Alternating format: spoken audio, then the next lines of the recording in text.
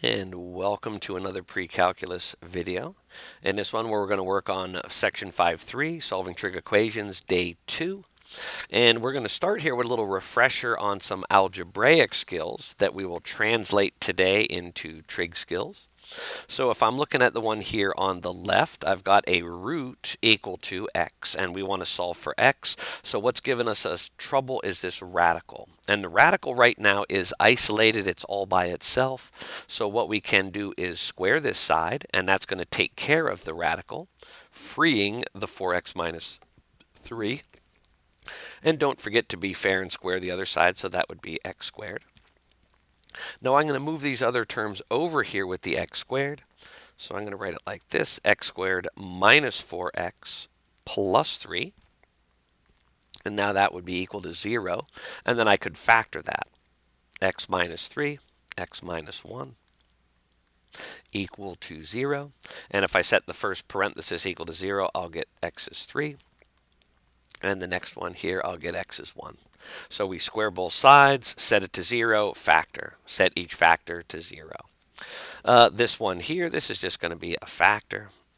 We're going to have a 2x and an x, and the 1 has to be a 1 and a 1.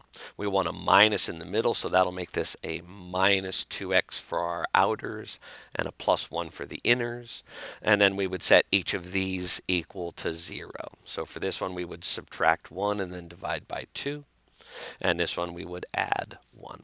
So again, our algebraic technique, factor, set each factor to 0. Let's see how this will play in trig.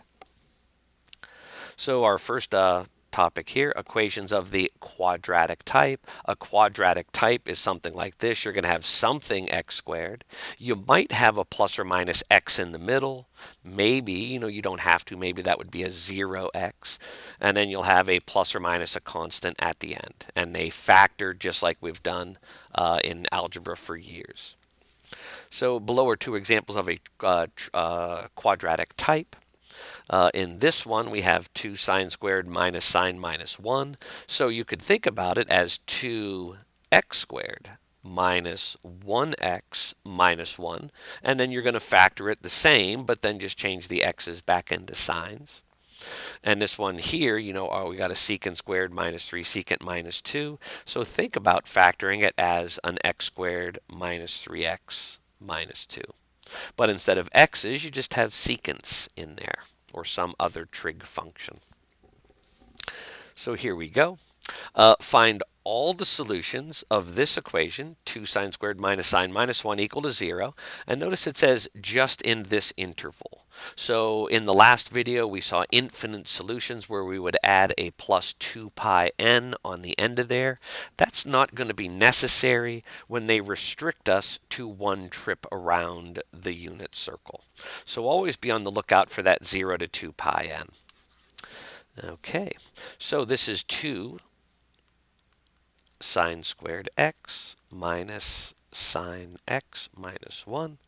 Again, if you're a little thrown because we've got trig functions in there, let's just make those into x's. So that's 2x squared minus 1x minus 1. And let's factor it. So that has to be a 2x and an x because of the 2x squared. The 1 can only come from 1 times 1. Ooh, this looks a lot like the warm-up. So that's going to be a x minus 1 factor and a 2x plus 1 equal to 0. And let me get myself a little more room to work with here. There we go. And now we can just solve for x. So for this one, let's see, we're going to subtract 1. 2x minus 1 is equal to 0. Oops, excuse me, 2x plus 1 is equal to 0. And it's going to be 2x equals negative 1. And let's change our x back into sine now. So we're going to divide by 2, and that's going to be sine x equals negative a half. And I'm going to switch to red ink for this one. This will be a piece of cake. X minus 1 equals 0. Let's turn our x back into a sine x now. And then we'll add 1. Sine x is equal to 1. And just let me slide these up here. And I think I still have a unit circle on my clipboard. There it is. So we want to find y values of -1/2 and what angles made those happen. Well, here's y values of -1/2. That's at 7/6 and 11/6 pi. Oop, get back up there. So here x equals 7/6 and 11/6 pi. And then here, where is sine equal to 1? That only occurs at one spot. Our y value is 1 only at the tippy top at pi over 2 radians. So also x equals pi over 2. There are the three solutions on a unit circle to our original equation. Now it says here graphical solution. What's going on with the graphical solution? We could, if we typed this into the Y editor on the TI-89, we could even restrict the x-axis from 0 to 2 pi, and we would see this graph appear. And we're looking for the x-intercepts. The x-intercepts will be the solutions. So here we can see we come up, we touch and turn around there at that's half pi as a decimal. And then 7/6 pi and 11/6 pi are where we cross the x-axis. So we could look that up on the TI-89 and use the graphing feature to also check out those solutions. Up next. Now, we've done this technique before when we were just working with trig functions, but now we're solving them. But here we have mismatch. We have 2 sine squared and a 3 cos. We cannot factor if that's an x squared and that's a y. So what we did in the last section, I'm just going to highlight this by underlining in red. We are going to change that sine squared into something else. X minus 3 is equal to 0. I'm going to come down here in black ink, do a little scratch work. Remember, sine squared plus cos squared is equal to 1. If I want to get sine squared alone, I'm going to do a subtraction of cos squared. So sine squared, what was here in this parenthesis, I'm going to replace with a 1 minus cos squared x. There we go. Now, let's distribute the 2. So that's going to be a 2 minus 2 cos squared x plus 3 cos x minus 3 is equal to 0. Okay, let's see. How should we do this? Yeah, let's keep everything on this side and combine. Let me underline in red or green. This 2 and the minus 3 can be combined. So now we have a negative 2 cos squared plus 3 cos x minus 1 equal to 0. Now, when I factor, I do not like my leading term to be negative, and here it is, negative 2 cos squared.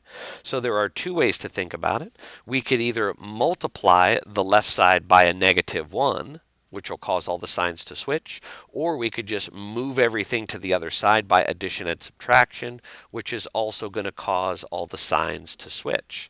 Either method we take, all the signs will switch, so now it's a 2 cos squared x minus 3 cos x plus 1 is equal to 0.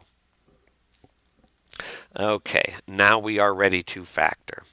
Now in this case, I'm not going to change the cos's to x's, and we're just going to do this out sort of old school and figure out what our factors have to be. How would we multiply and get a 2 cos squared? It has to be a 2 cos x times a cos x. The factors of 1 have to be 1 and 1. Ooh, and the signs are perfect. Negative, so they're going to add to a negative, but they're going to multiply to a positive. So that means these have to both be minuses. Okay, we're getting close. To get this cos x by itself, cos x, we're going to first add 1, so that's now a plus 1, and divide by 2. So cos x is a half. On the other side, if we just add 1 to both sides, we've got cos x by itself, and it is equal to 1. Now, I just noticed in this problem, it says solve this, and I don't see the 0 to 2 pi, a restriction to one trip around the circle. So they want us to find here infinitely many solutions. So we are going to need the plus 2 pi n stuff, and if possible, we can combine, if they're directly across, to a 1 pi n. So I got my unit circle here. Cosine values are x values. We want x values to be positive a half. So we're going to be in quadrants 1 or 4. And that happens at pi over 3, x is a half, and also at 5 pi over 3. So pi over 3 and 5 pi over 3. These are not directly across from each other on the unit circle, so we are going to add a 2 pi n to each of them for the infinite many more solutions that are out there. Over here, cos is equal to 1. That only occurs at one spot. Cos is equal to 1 here on the right side of the circle at 0 radians. So we can write this as x equals 0 plus 2 pi n. Or we could just write x equals 2 pi n. Okay, excellent work. Let's see what's next. Ooh, some practice for you. Very similar to the first two examples. The first one we are on limited to one trip around the circle. The next one here with the mismatched variables, we will need infinitely many solutions on that one. So you know the drill. Pause the video, find your answers, and check them by playing these solutions. Okay, this one we are ready to go. 2 sine squared has to come from a 2 sine x times sine x. Ooh, and the signs here are just perfect. That's a plus 1. So this has to be a 1 and a 1. Our middle term is a minus, so these both have to be minuses. And if we finish solving this one out, we're going to have a sine x equals. We're going to add 1, divide by 2. Sine x is a half. The other one here, sine x. We add 1 to both sides. Sine is 1. All right. And if we look on our unit circle, where is sine value equal to positive a half? Well, that occurs at pi over 6 and also at 7 pi over 6. So there's two of our solutions. And then here, sine is equal to positive 1. Well, that only occurs at the top of the circle at half pi. All right, 3 solutions. And remember, we were limited to one trip around the circle. Next up here, now this is interesting, secant squared and a tan squared. We could attack either of those squared functions. I'm going to focus like a laser on secant squared and replace it with 1 plus tan squared. So we've got our 3. Secant squared is out. 1 plus tan squared is in. And then we've still got a minus 2 tan squared and a minus 4 and equal to 0.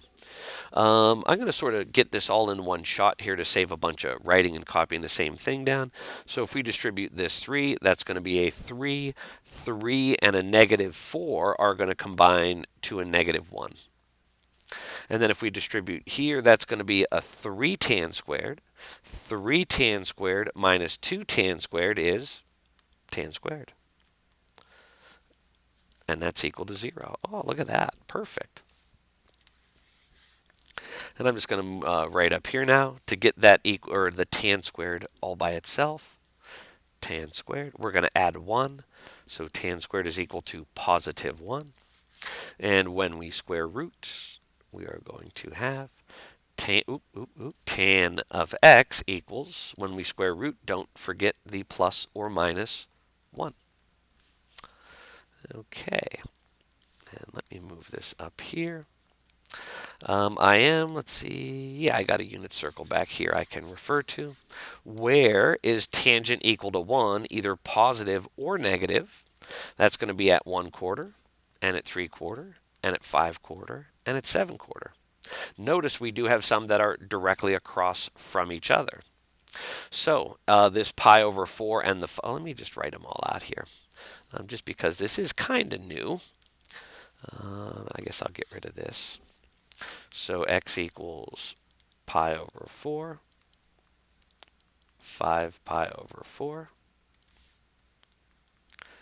3 pi over 4, and 7 pi over 4. And I color coded them, so we can combine. These two would each have a plus 2 pi n, but we can combine them down to the smaller pi over 4 plus 1 pi n. Same here. These are directly across from each other. If I add 4/3 to 3/3, I get 7, or 7. If I add 4/4 to 3/4, I get 7/4. So these can combine to the 3/4 pi plus pi n. Okay. I think we got one more example. Here we go. Sometimes we square each side of an equation to obtain an equation of quadratic type. As we will see in the next example, this procedure can introduce extraneous solutions. So check your solutions back in the original to determine if they're good or extraneous. Remember that when we multiply by a variable quantity, we can create bad solutions out of thin air. Like a magician pulling a rabbit out of a hat, we might introduce an extraneous. Okay, so we've got, I'm just going to copy it down here. Cos of x plus 1 equal to sine x. Now we could leave it as is and square both sides, or we could move the 1 over and square both sides. Either way, we are going to square both sides. Now I put them in parentheses like that and the quantity and squared outside because obviously the first one here on the left we are going to have to FOIL out. If we FOIL out this binomial, square the first term, cos squared x. This is going to be a plus. This times 2. So cos of x times 1 is cos of x, and then you double it. That's a 2 cos x. And then if we square the last term, we get a plus 1. And on the other side, we just have sine squared x. Now, I am going to move the sine squared over. I could, or this might also be a good time to get everything all in the terms of cos. We've got a cos squared, we've got a cos, so this sine squared is kind of the oddball. Let's replace sine squared with 1 minus cos squared. That's supposed to be a squared. Squared x. Okay. So instead of writing all that all over again, I'm going to slide this up here. If you want to rewrite it in your notes, just pause the video. And now let's get everything over here on the left side. We've got a minus cos squared, so let's add it to both sides. We've already got a cos squared, so now we've got 2 of them. 2 cos squared x. This 2 cos is just going to stay as is. 2 cos x. And now we've got this one. Let's subtract. We've got a 1 here. When we subtract, now it's 0. So we've got no constant over there. Okay. We'll notice again we are on one trip around the circle, so we don't want infinitely many solutions. Let's see here. What can we do to solve this? Well, we're going to factor a cos. Well, we can factor a 2 cos out. We can pull out a 2, and we can also pull out a cos x. And what's that going to leave? Well, we factored the 2 out. We factored one of these coses out, so we're going to still have a cos in here. And then we've got a plus, and we factored this out entirely, so that's going to be a 1.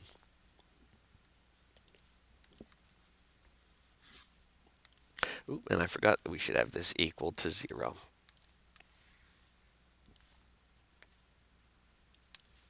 So we've got it factored equal to 0. If we set this first factor equal to 0, we can divide by 2 and then look on our unit circle. Where is cosine equal to 0? Well, that occurs on the y-axis at pi over 2 and 3 pi over 2. And then this second one here in the brackets, we set that equal to 0, and we get that by subtracting 1. So let me back that up. I need a little space. So x is going to equal, or excuse me, cos x equals -1. And where does that occur on the unit circle? At pi radians. Now, when we squared both sides, we may have introduced bad solutions. We've got these three. Let's see if they're any good. Now, let's see here. Back to the original equation. Cos of x plus 1 is equal to sine of x, and I just left those as empty parentheses. And I guess, let me get a unit circle here, but I can probably make it pretty small because the only places we're concerned with, let me even move this over here. Let me shrink this all down. Oops. Here we go. So the only place we're going to be looking for sine and cosine values are up here at pi to half, here at pi, here at 3 pi over 2. So let's see. Let's first try pi over 2. So the cos at pi over 2, that's a 0, plus 1. Does that equal the sine value up here? Our sine value is 1. Is 0 plus 1 equal to 1? Yes. So pi over 2 is a good one. Let's check 3 pi over 2. The cosine at 3 pi over 2 is 0 plus 1 equals the sine value down here at 3 pi over 2 is -1. Is 0 plus 1 equal to -1? Of course not. 3 pi over 2 was an extraneous that we introduced by squaring both sides. Last one, pi. The cosine at pi is -1 plus 1. Is that equal to the sine at pi? The sine at pi is 0. Is -1 plus 1 equal to 0? You betcha. Pi is a good solution. So we found one extraneous. Now it's your turn to try that. Same song and dance, very similar here. I'd start by squaring both sides, and then you're going to do something about the cos squared, and then find all your solutions on one trip around the circle. Okay, so if I parenthesize this off here and square it, you're going to have sine squared plus 2 sine x plus 1 equals cos squared. But we're going to replace the cos squared with 1 minus sine squared. Okay, we do want to set this equal to 0. So I'm going to add sine squared. We already had a sine squared, so now we got 2 of them. We've got a plus 2 sine x from our foiling. And then when we subtract 1 from both sides, they're gone. So now we've got that set equal to 0. Let's factor out a 2 sine. 2 sine x is factored out. That's going to leave a sine x plus 1. Oops.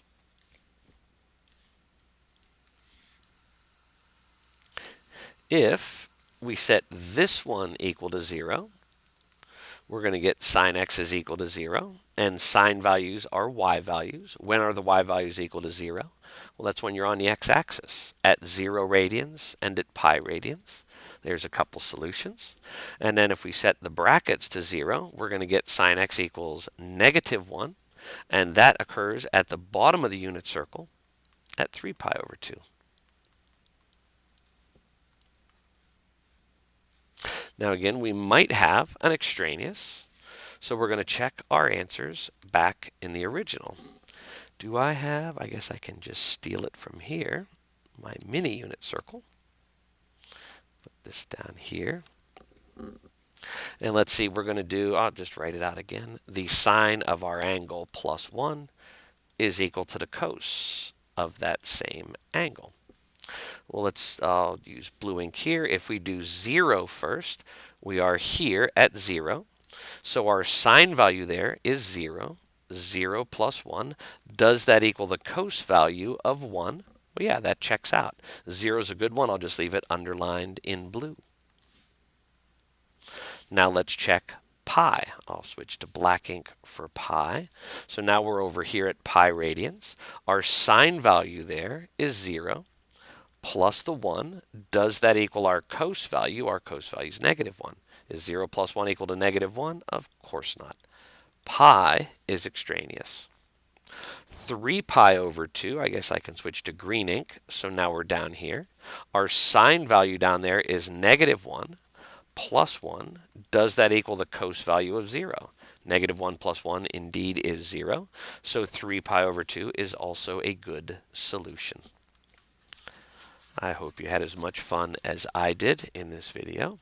The homework are the even problems. So these ones you'll be working on, and then these ones are our classwork.